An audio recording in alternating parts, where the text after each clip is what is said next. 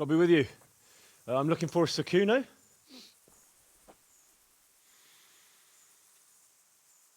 Sakuno? Baron Rickvold.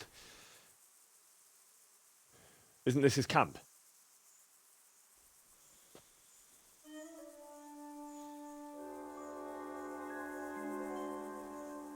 You won't get nothing out of him. You must be Radzig's man. I heard he was supposed to send someone. Yes, Sir Radzig sent me as a guide. I'm Henry. I'm Jakey. And this here fella, we call the Stone. I can see why. What's up with him? Cat got his tongue? No, more like the dog got it. The executioner's dog. When the executioner ripped it out of him. Anyway, you better come along with me. I'll introduce you to the other fellas. And the chief.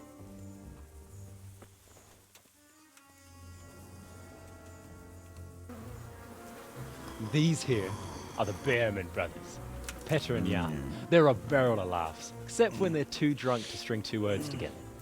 Like now. Don't get on the wrong side of them, though. When their blood is up, well, it ain't a pretty sight. Pleased to make your acquaintance, I'm sure. Never mind the fancy poses, Stefan. You're trying to kill the fucker, not teach him how to dance. And you, Dangler, stand your ground. Don't let him lead you round by the nose. Sir? Well, sir, this is Henry. From Lord Kobylu. Ah, it's about time Radzig got round to this. We need someone who knows their way around these parts. Leave off with the bowing and curtsying. We don't hold with that tomfoolery here. Jakey! Where the hell are you sneaking off to? Go to the farm and get water. The lads are thirsty. But I went last time. And you'll go next time, you ungrateful pup. Get your ass moving. Snot-nosed brat. You pull them out of a pile of shit, and they thank you with back talk. Where were we? Oh yeah. We need a guide who knows these parts. So I hope I can rely on you, Herman. That's Henry. Right. Well, as I said to Radzig, I don't want to carry any dead weight. We could find ourselves in some very tight situations where every sword counts. I know how to handle a sword, all right? I've heard a lot of fellas say that. They still ended up on the wrong end of one. We'll find out. Stefan, take a break. Dangler, let's find out what Harold here can do. Sure. No problem, Chief.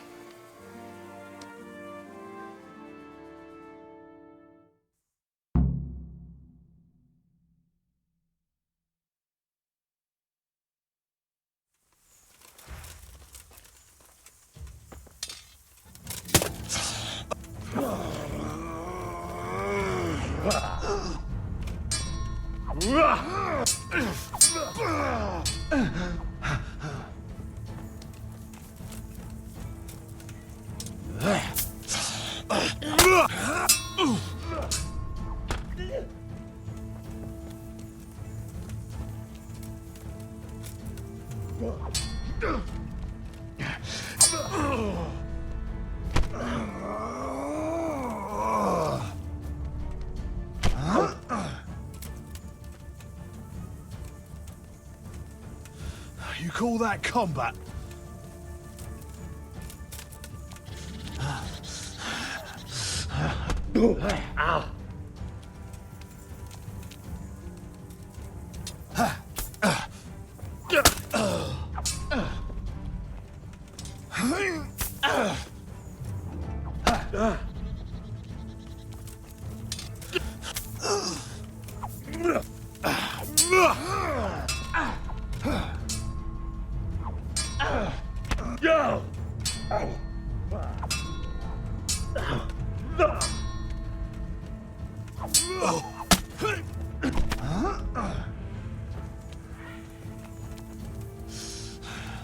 Had enough.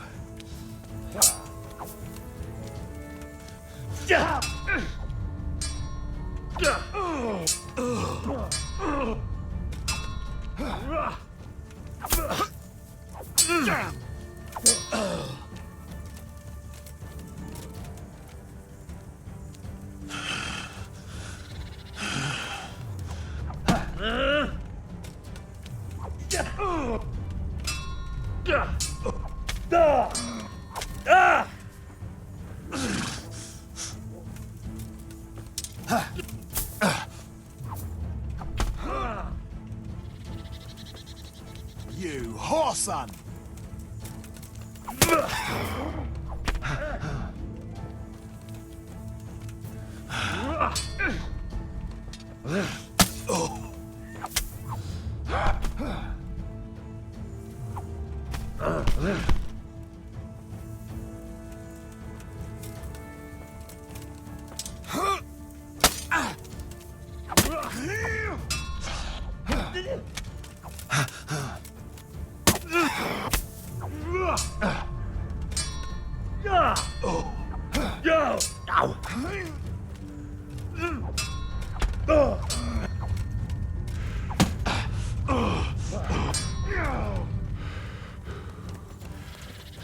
You're done for.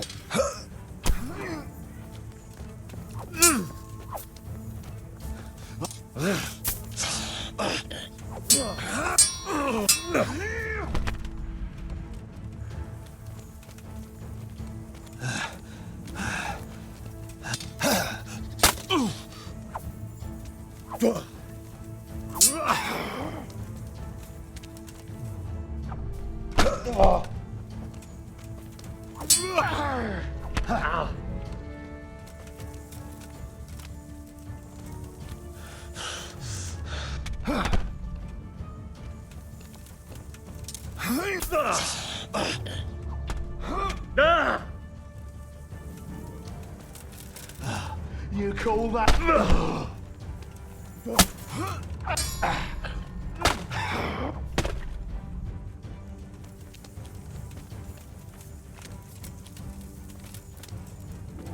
Your end is nigh.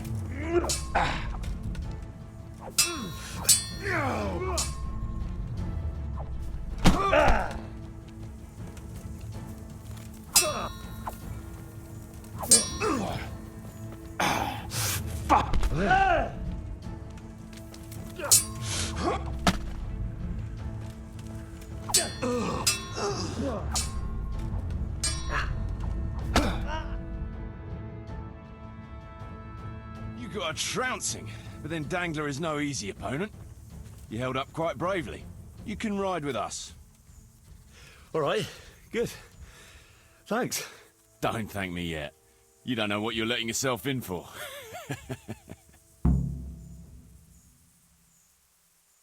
Sir Kuno, can you tell me something about yourself? Drop the sir. That title brought me nothing but grief. But what do you want to know? Sir Radzig told me the Rickvold family lost its wealth.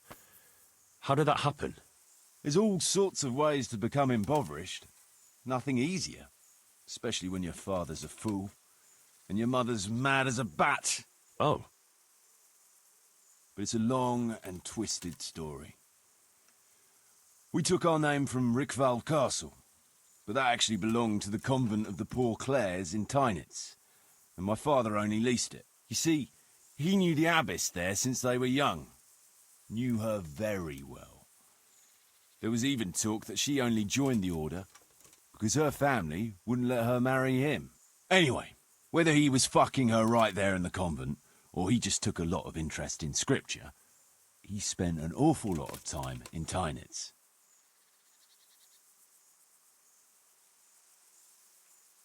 Well, nobles can be very devout sometimes. Not my old man. He cursed like a tanner's hand. More than once, he threatened to take a whip to our parish priest. Anyway, my mother never had strong nerves. Truth be told, her sanity was always shaky. Pa's escapades drove her cuckoo entirely. Then, one frosty December morning, I was woken by screaming and smoke. I looked out the window, and I saw my mother there, in the courtyard, wreathed in flames. Behind her, the stables, the farm buildings and the tower were burning too. And she just stood there, shrieking with laughter. Christ, that sounds like a scene straight out of hell. Hellish it was, I can tell you. Me and my sister Adela and a few servants managed to get out before the whole place went up. I couldn't get to my father. Or my little brother. Poor lad was only 7. My sister and I were left destitute after the fire. But then my cousin, Adam of Drevich, took us into his castle. A few weeks later, he offered to buy what was left of our estates and sell me a small fortress near a Kovnik. It was a great relief. We suddenly had some hope of a future again. So I told my sister about it. And it was the biggest mistake of my life. A week later, the two of them announced to me they were getting married. And all that was left of our estates, lands, woods, villages, Adela was to get it all as a dowry. But surely that was for you to decide. You were the head of the family, right? Aye. Only I barely had 17 years under my belt, and I'd just lost everything. Of course, I argued with them, and that was the only excuse they needed to kick me out of Drevich too. That's pretty harsh. You're telling me. But I'm not complaining. As my pa always used to say, if you can turn your hand to something, you never be lost. I doubt it ever crossed his mind how often I'd remember those words. Sir Radzig told me the Rick... There's all sorts, Oh. but it's a long... You see, anyway, Oh. sinning and confessing all in one place. Well, anyway, my mother never had strong nerves.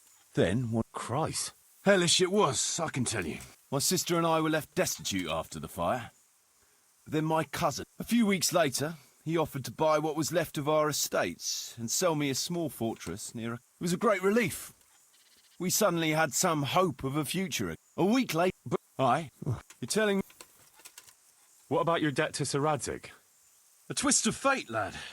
I was fighting in the hostilities between the House of Schallenberg and the town of Colleen. Some trade dispute it was, and I fought under the Schallenberg colours. In the end, the two sides negotiated a truce, and I rode to Colleen with the delegation that was to parley there. We stopped off at an inn on the way, and it was there that I met Racka Kobylu. I could tell at first sight he was a man after my own heart. A likeable rogue, with a sharp mind and a merry soul. We spent the whole night drinking together and talking, and in the morning we set off together, with sore heads, but in good temper, since he was travelling the Colleen same as I was. Only, once we reached the city gates, they arrested me on the spot. Seems the burghers had it in for me, since I'd been making their lives hell for a good 6 months. On the other hand, I was a member of the peace delegation, so by rights, they shouldn't have even looked at me sideways. And then it hit me why Radzig was there. Colleen is a royal city, so he was there to represent the king's interests. I see. So he was on the other side. That's right. Anyway, they threw me in a dungeon, and a few days later word reached me that the Schallenbergs had reached an agreement with the burghers. Only part of the deal was, and I'd surely have ended my days swinging from the town battlements if it hadn't been for Radzig. He liked me, and he could see it was a dirty trick, so he somehow squared things with the city council. Lucky for you. Indeed. I owe my life to Radzig, and I'll never forget it. He's asked me twice before for help. This is the 3rd time, and how could I refuse him? I'd like to ask about your men. Ask away. What about the fellow they call Dangler? I've never ridden with a better man, I can tell you. He doesn't say a lot, but for that, he listens all the better. Nothing escapes him. So he scouts for you? Not just that. It's happened more than once. I was closing a deal with someone, and Dangler told me after that he didn't like the smell of the fellow nearly every time he was right, and the fellow tried to stab me in the back afterwards. Those Behrman brothers are quite a pair. Indeed they are. There's no more mercy in them than in, well, a bear. If I told them to skewer you on the spot, they'd do it, without batting an eyelid. Jesus. Oh, aye. They'd argue first about which one of them got to do the job. but they're as obedient as a huntsman's dogs. Real soldiers, the pair of them. Reliable, as long as they don't get too drunk. Then there's no keeping them under control. But nobody's perfect. What can you tell me about Stefan? Fletching? For one thing, he's a very resourceful fellow. How did he come to join your band? Well, let's just say he was in the right place at the right time. You'll find he has quite a knack for that. What exactly happened? Sorry, I'd love to tell you the whole story, but I'd be betraying his trust. Oh, now you've got me curious. Maybe I should ask him myself. Sure, why not? Our Fletch does love to converse. What about that dumb one? How did he end up with you? The stone? Oh, he just kind of tagged along. Just like that? Aye, just like that. We were riding from Olomouc to a castle past Kladsko, when we ran into him and some other wayfarers camping along the way. You know how it goes. We made acquaintance with them, had a drink or two. Then we travelled on together. After all, there's safety in numbers. I'm not sure I'd be thinking that if I ran into you lot on the road. We might have done some things I ain't proud of. But wayfarers are sacred even for me. Anyway, our fellow travellers dropped off along the way. One in Mohelnitz, one in Schoenberg, and the rest in Kladsko. Except for the stone. He stuck with us the whole way. The fellas kept asking him what he was after. But of course he never said a word. When we were approaching Barsdorf, I ordered the men to get rid of him.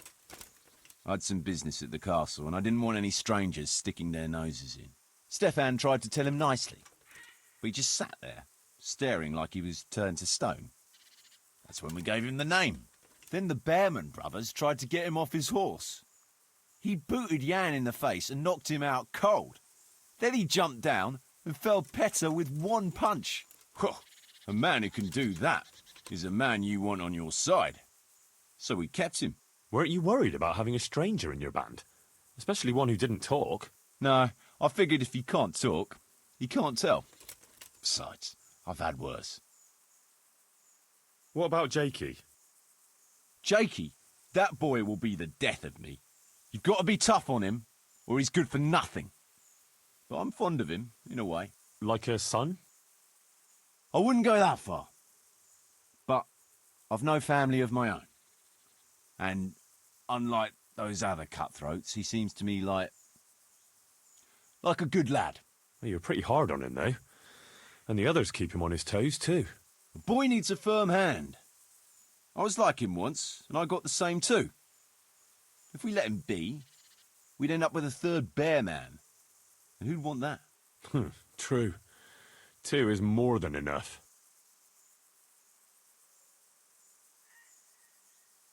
Should we ride out?